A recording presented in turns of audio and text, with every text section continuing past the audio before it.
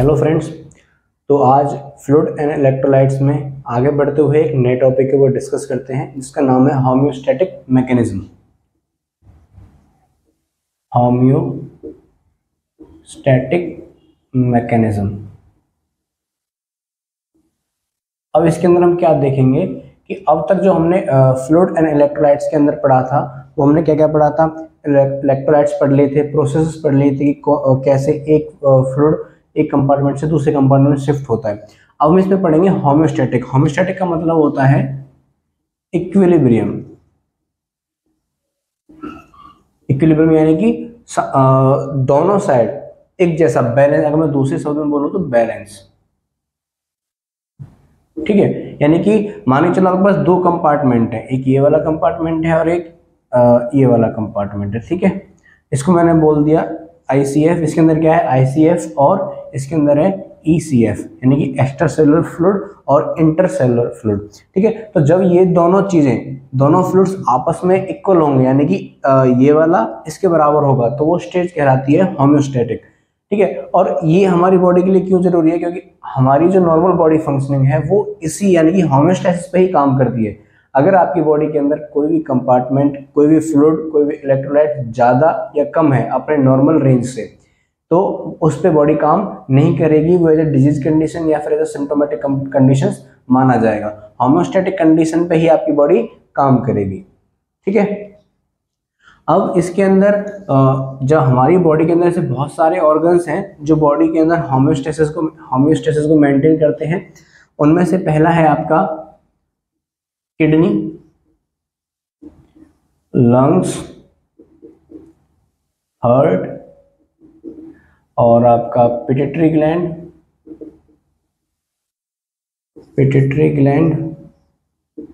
Adrenal gland and parathyroid gland.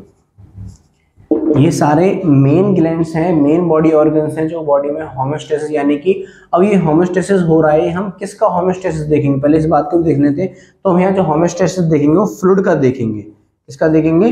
Fluid यानी कि fluid of body. तो हम यहाँ जो मेनली जो देखेंगे वो किसका देखेंगे? फ्लूइड के अंदर आपके जो इलेक्ट्रोलाइट्स आएंगे उनको भी यहाँ पे हम डिस्कस कर लेंगे, ठीक है। अब जो ये ऑर्गन्स हैं, इन ऑर्गन्स में भी जो जिनका मेन बिग रोल होता है वो एक तो किडनी, दूसरा पिट्यूटरी ग्लैंड और ये एड्रिनल ग्लैंड, ठीक है। ये तीन ऐसे ऑर्गन्स हैं जिसमें आपके दो ग्लैंड्स आ रहे हैं और एक ऑर्गन आ रहा है किडनी, जो एक मेजर लेवल पे जाके होम्योस्टैसिस को मेंटेन करने में हेल्प करते हैं, ठीक है। तो इन तीनों को एक बार हम देख लेते हैं।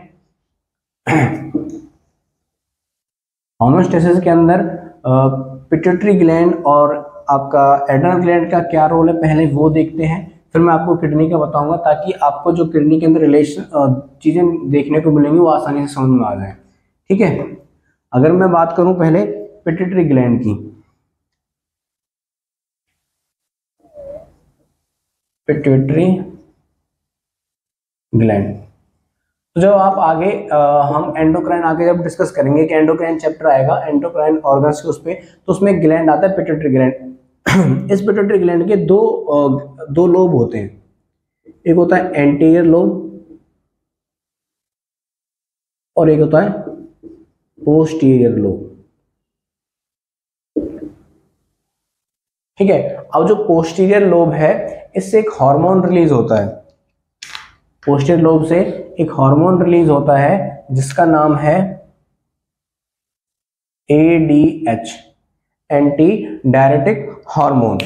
ये यहाँ पे थोड़ा सा मैं ज्यादा नहीं बताऊंगा, थोड़ा बताऊंगा, थोड़ा सा ध्यान देना कि जो पोस्टीरियर लोब है ना, इससे जो ये हार्मोन निकल रहा है ADH, ये पिट्यूटरी ग्लैंड प्रोड्यूस नहीं करता है, ये आपका प्रोड्यूस करता है हाइपोथैलेमस। कौन प्रोड्यूस करता है? हाइपोथैलेमस। पोस्टीरियर पिट्यूटरी ग्लैंड जो पोस्टीरियर लोब है इसका, वो तो सिर्फ इसका स्टोरेज करता है और जब बॉडी में इसकी जरूरत पड़ेगी उसको रिलीज कर दिया जाएगा। अदरवाइज इसका जो प्रोडक्शन होता है इस ADH हार्मोन का, ये कहाँ पे होता है? हाइपोथैलेमस के अंदर होता है, ठीक है। और एडीएच का जो नाम है वो एक हम जानते हैं वैसोप्रेसिन, वैसोप्रेसिन के नाम से एडीएच को जाना जाता है। ठीक है, अगर मैं बोलूँ कि एडीएच एक एंटी डायरेटिक हार्मोन का मुझे एग्जांपल दो, तो एग्जांपल क्या है, वैसोप्रेसिन। और एडीएच का मतलब एंटी डायरेटिक हार्मोन। अब ये एंटी डायरेटिक हार्मोन क्या करवाएगा, ये बॉडी के अंदर फ्लूइड को होमोस्टेसिस कैसे करवाएगा। देखो ये एडीएच यानी कि एंटी डायरेटिक हार्मोन, तो पहले आपको डायरेटिक का मतलब पता होना चाहिए कि डायरेटिक का मतलब क्या है। डायरेटिक एक ऐसी प्रोसेस है जो आपकी बॉडी में यूरिन फॉर्मेशन को बढ़ा देती है, यूरिन फॉर्मेशन को इंक्रीज कर देती है, इंक्रीज यूरिन फॉर्मेशन। ठीक है, अगर बॉडी के अंदर यूरिन फॉर्मेशन इंक्रीज हो रही है तो क्या होगा, में यूरिन किससे बनता है, वाटर से।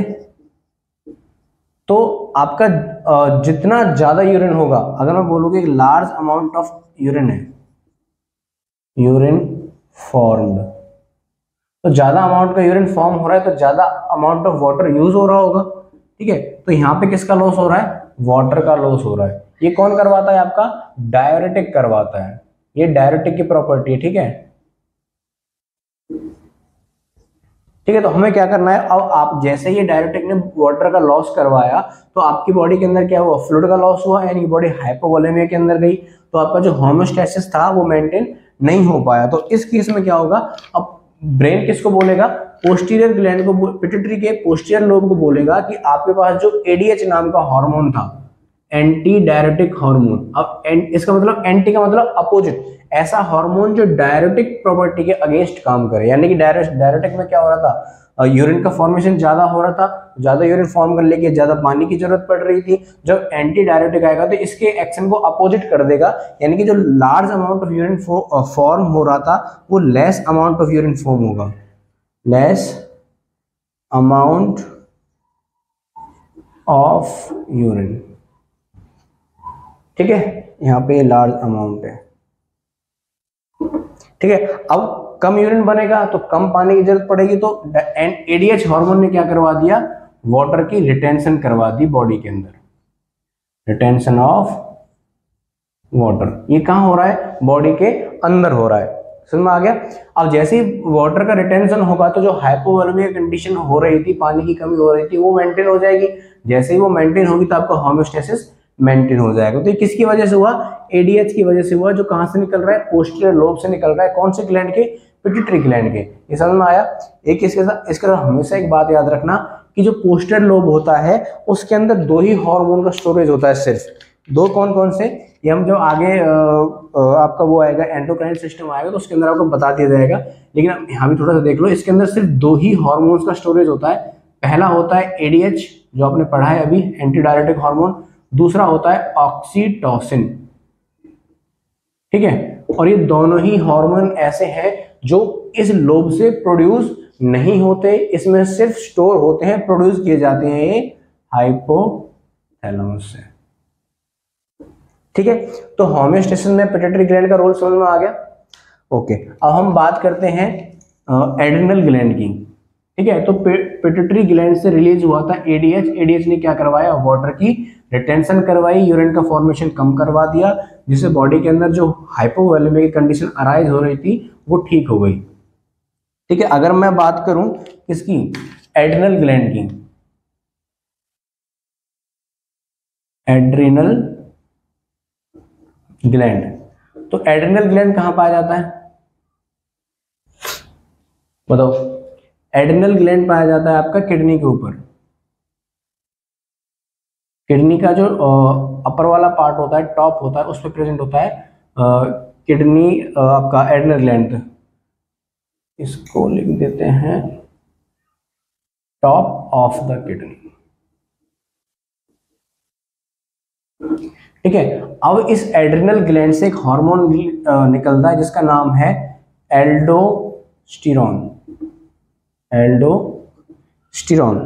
ठीक है, अब ये एल्डोस्टेरोन क्या करेगा, अब इसकी कैपेसिटी है, इसका जो मेन फंक्शन है वो क्या है, ये सोडियम की रिटेंशन करवाता है, सोडियम रिटेंशन करवाता है बॉडी के अंदर। ठीक है, यानी कि अगर आपके यूरिन के अंदर सोडियम ज्यादा जा रहा है तो उसको यूरिन में ना जाके बॉडी के अंदर रखना स्टार्ट कर देगा कौन, एल्डोस्टेरोन। अब जब जब सोडियम रिटेंशन होगा, तो मैंने आपको अगर आपको याद हो तो पहली वीडियो में मैंने आपको सोडियम प्लस H2O का रिलेशन बताया था, जिसमें H2O वन साइडेड लवर था सोडियम का, ठीक है। तो जहां जहां सोडियम जाएगा वहां वहां पानी जाएगा, तो एल्डोस्टेरोन क्या करवा रहा है, सोडियम का रिटेंशन, और जहां जहां सोडियम जा रहा है उसके पीछे पीछे कौन आ रहा है, पानी आ रहा है। और जैसे ही पानी आएगा तो हमारी जो होमोस्टेसिस की कंडीशन वेरी कर रही थी वो मेंटेन हो जाएगी। समझ में आ गया।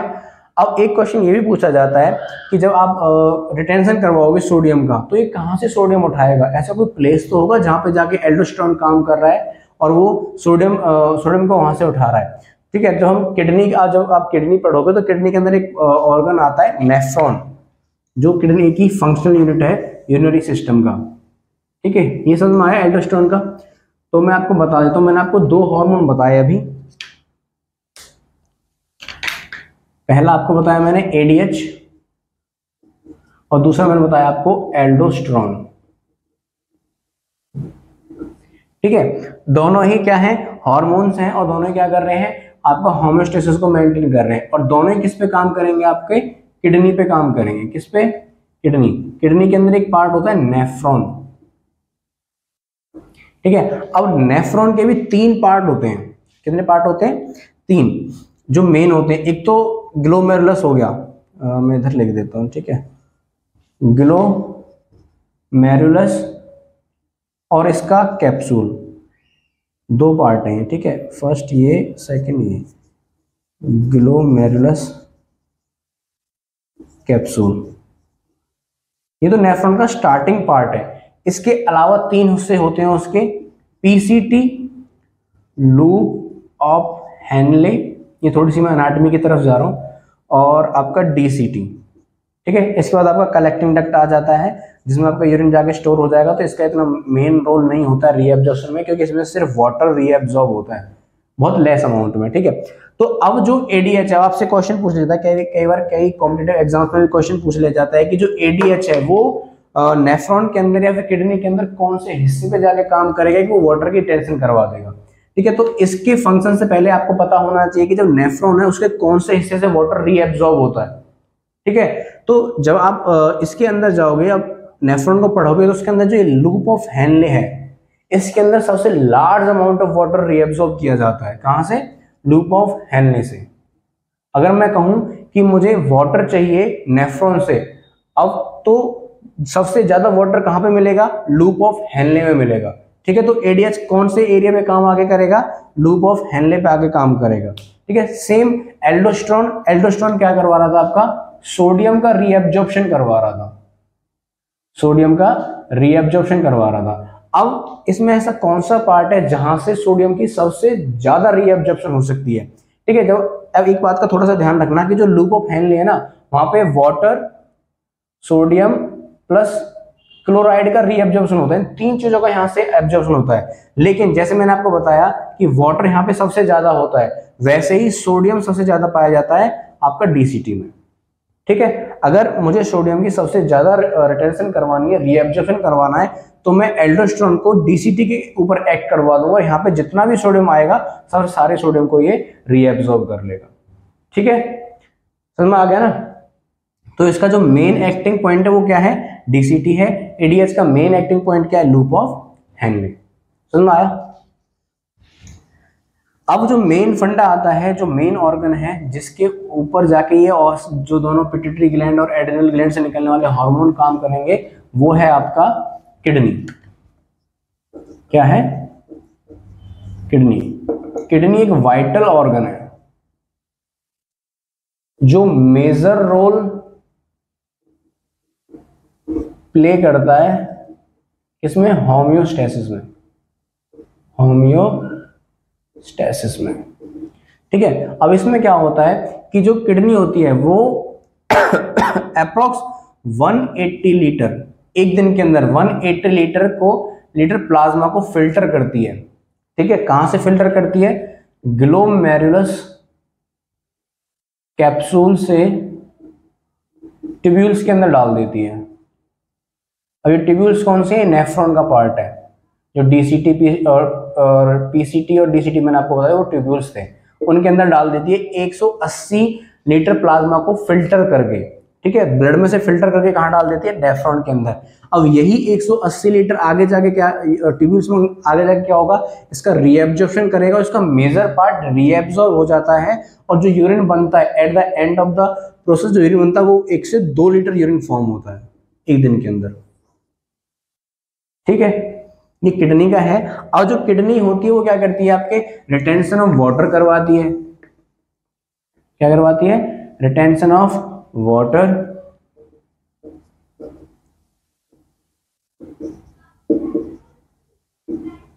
Electrolyte and nutrients.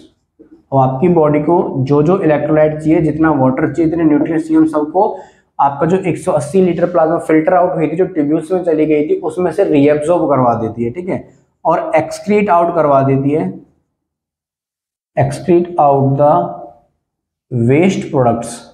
अब जितने भी आपकी बॉडी को नहीं चाहिए, जो आपकी बॉडी के लिए एज अ वेस्ट प्रोडक्ट है, उनको एक्सक्रीट आउट करवा देती है, ठीक है। अब जो आपकी किडनी होती है वो दो फंडामेंटल्स पे काम करती है। एक तो ये क्या होता है, ऑटोनोमसली काम करती है, और दूसरा ये काम करती है ब्लड बॉर्न मैसेंजर्स।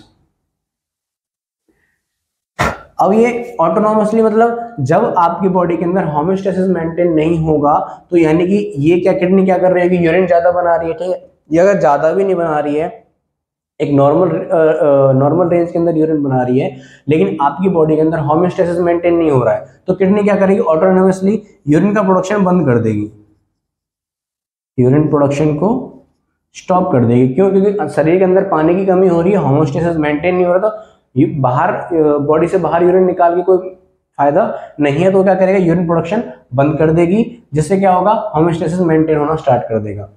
अगर ये नहीं है, ये कंडीशन ठीक है, तो अब ब्लड बॉर्न मैसेंजर में मैं बात करूं तो आपके पास 2 मैसेंजर्स आएंगे।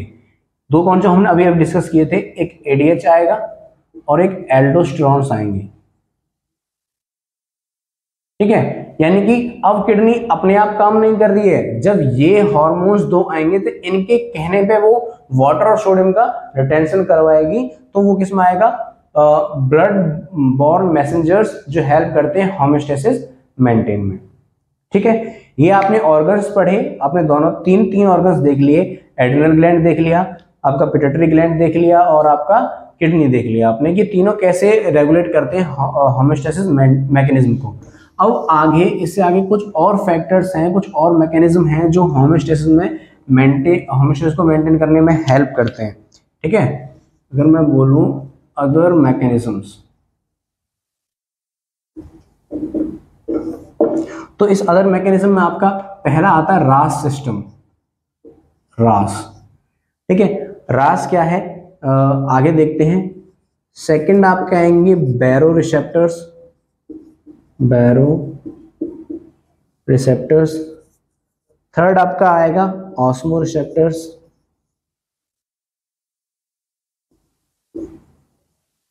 और फोर्थ आपका आएगा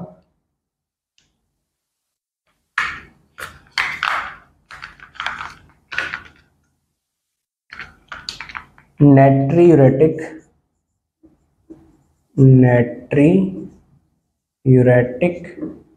पेप्टाइड। ये क्या होते हैं, ये प्रोटीन्स होते हैं जो हार्ट से निकलते हैं। ये 2 तरह के होते हैं, ANP और BNP, ठीक है। ये आगे डिस्कस कर लेंगे। अब ये और 4 मैकेनिज्म हैं जो होम्योस्टेसिस को मेंटेन करने में हेल्प करते हैं, other than all those organs, ठीक है। यहां तक समझ में आया। अब इन चारों को हम नेक्स्ट वीडियो में डिस्कस करेंगे, ओके।